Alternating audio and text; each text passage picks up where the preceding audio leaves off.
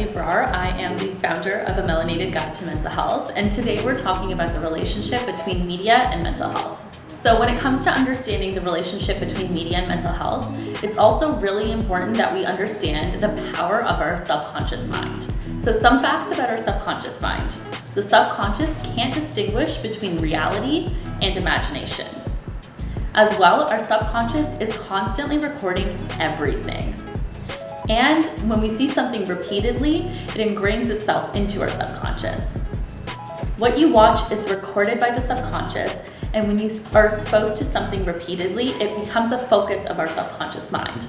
That's why the content we consume is so important. The content we consume has the ability to inspire us, to challenge us, to heal our psyche, or it can do the exact opposite and actually take a negative toll on our mental health.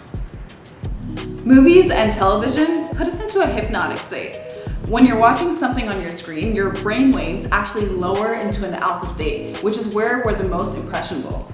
The information we see and we hear on the screens, whether it's a news channel or a fiction film, it's embedded into our subconscious mind. What does that even mean though? What we believe, how we perceive the world and ourselves, our values, our aspirations, all of this can be reconfigured by any form of media. What do you think happens when you absorb media repeatedly that does not depict your reality accurately? Let me tell you, I know it's a tongue twister, but it can create internal conflict with your self-identity, especially when you're absorbing this in your young formative years. And trust me, I see this on a regular basis as a secondary school educator, because kids, all they have is their mobile device, no personality, and letting everything form in their hands with their mobile device. Of course, as a leader in my community, this is something that we're trying to address more and more each day. For the longest time, brown people had Apu from The Simpsons as representation. Think about how ridiculous that is. And the representation has certainly come a long way. You know, we are seeing a lot of beautiful melanated faces on screen, but it does not give you control the way ownership gives you control. So ownership over intellectual property, ownership over your media channels will allow you to truly display your cultural values, own your narrative.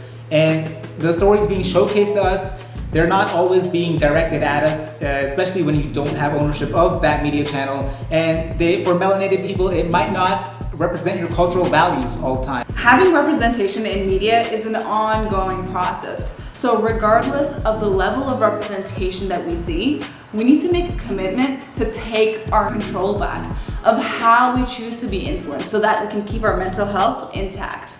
Popular media we do see is highly curated and edited to tell stories. They have their own objectives, they have their own formalities regularly. But who's crafting these stories? Well, we know that the history of the majority of legacy Western media companies have established have been dominated by Eurocentric ideals, and naturally, they reflect their cultural values. For example, the beauty standards that we see on Instagram is still from a fairly Eurocentric and westernized perspective. Why are nose jobs so prominent? Why is everyone getting work done? Why does every actress have work done? Even the ones that you think that don't have work done. Ownership of your media content and channels will lead to truer stories and representation of the melanated voices. Keep this in mind, the diversity of media is far more powerful than diversity in media. Duh. 20 different platforms from Black, Indigenous, people of color that control their own voice are far more effective than 20 BIPOC creators going to Netflix and playing within their limited roster, with stipulations, of course, for strictly a big paycheck. And wait, let me tell you right now, shouts out to all my people making money on streaming platforms. We gotta ask yourself, what's our next step? What's our big goal? Because we know that we have higher expectations than simply making money on streaming platforms. So how can melanated beings approach media and make sure that we have a wonderful relationship with the media we consume? Well, shout out to the ancestors. Tap into that ancestral wisdom. Everything that we need to know has already been laid out since time immemorial. Introduce silence and fasting. You know, call it a media detox, if you will. Silence and fasting is the greatest rebellion in today's noisy, hyper-distracting world. So big ups to the Muslim, Ramadan Kareem. Silence and fasting, number one. Get grounded. Spending all day on your phone or your laptop, screens in general, can be a very disassociative experience. Touch grass, hit the gym, be in your body, be connected to your body, not in electronic clouds. Do breath work. That's one of my favorite things, to really get grounded and be present in my body. Additionally, curating your timeline. You have the gift of curating your social media timeline and timeline jumping. Energy flows where attention goes. I love that this is part of the social lexicon now. Ask yourself, does the content on my social media reflect the things I want imprinted on my subconscious mind?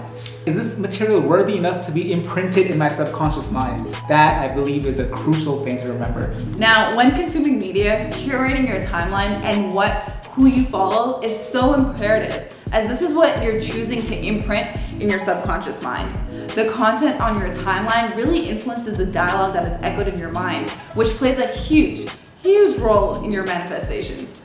Use your social media footprint and timeline to shift your actual timeline. This is really important because you have to make sure that you have self-commitment to take control back against the algorithm.